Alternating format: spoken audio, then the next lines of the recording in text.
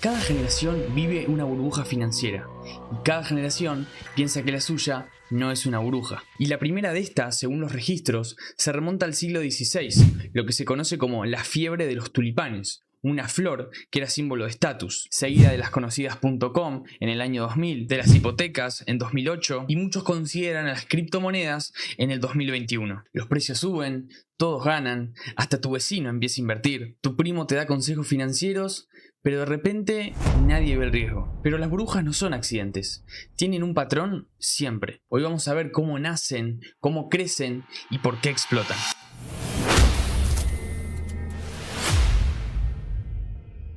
Muy buenas para todos, ¿cómo están? En el día de hoy vamos a hablar sobre las burbujas financieras. Pero antes tenemos que hacernos una pregunta muy importante.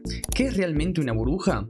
Una burbuja financiera ocurre cuando el precio de un activo se separa de su valor económico real, impulsado principalmente por la expectativa de que va a seguir subiendo. Pero no es simplemente que algo suba mucho, es cuando lo compras no por lo que vale, sino porque crees que alguien el día de mañana lo va a pagar más caro. Cuando el argumento principal es, tranquilo, ¿alguien lo va a pagar más caro el día de mañana?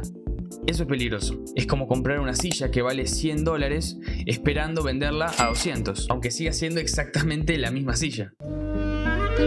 Las burbujas financieras se pueden dividir en 4 fases. La primera, la fase 1, es el inicio, donde todo empieza con algo real. Y esto es clave, porque una burbuja no empieza con una locura. Empieza la gran mayoría de las veces con algo legítimo, ya sea una innovación, una tecnología nueva, un cambio estructural. Por ejemplo, Internet era real, las viviendas eran reales, las criptomonedas son reales. El problema no es la idea inicial, sino lo que pasa después. Y la fase 2 es el entusiasmo colectivo. Al principio, algunos ganan mucho dinero y eso genera una narrativa. Los medios empiezan a hablar, las historias de éxito se viralizan y el activo parece imparable. Y acá es donde aparece el famoso FOMO, las siglas que significan el miedo a quedarse afuera de esa tendencia. Y de repente el riesgo ya no es a perder dinero, sino que el riesgo es quedarse afuera. Y se empieza a escuchar. Esta vez es diferente, el mundo cambió, los fundamentos ya no importan. ¿Te suenan?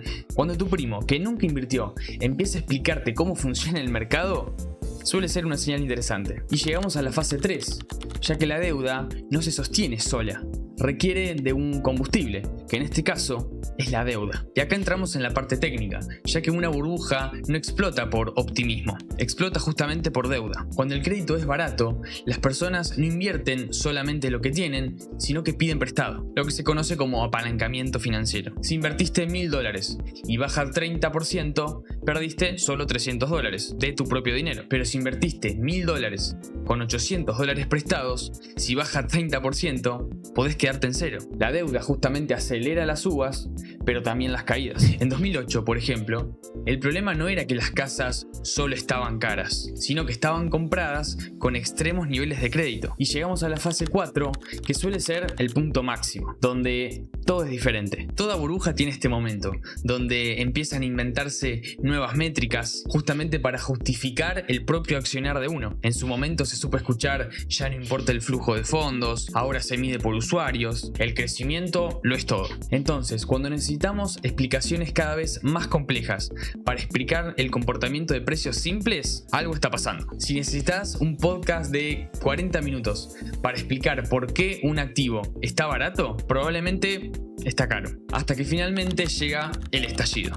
Las burbujas no explotan por una causa mágica. A veces es una suba de tasas, a veces es una quiebra o a veces simplemente deja de entrar dinero nuevo. Y cuando no entran nuevos compradores, el precio empieza a caer. Se activan ventas forzadas, empieza a haber pánico, miedo. Todo lo que en su momento fue euforia, ahora se transforma en miedo. Y lo que parecía una suba eterna, ahora se transforma en una caída acelerada. Ahora, ¿por qué siempre caemos entonces? Primeramente porque las burbujas no son fallas de mercado, son fallas humanas amplificadas por dinero. Tenemos exceso de confianza, seguimos al grupo, incluso buscamos información que confirme lo que queremos creer. Y el mercado no es irracional, sigue siendo humano. Y cuando la emoción y el dinero se combinan, la historia tiende a repetirse. Y ya para cerrar este video, las burbujas no son políticas, no son nuevas y no son accidentes. Son parte del comportamiento humano de alguna manera. Y lo más interesante es esto: las burbujas son obvias solo después de que explotan.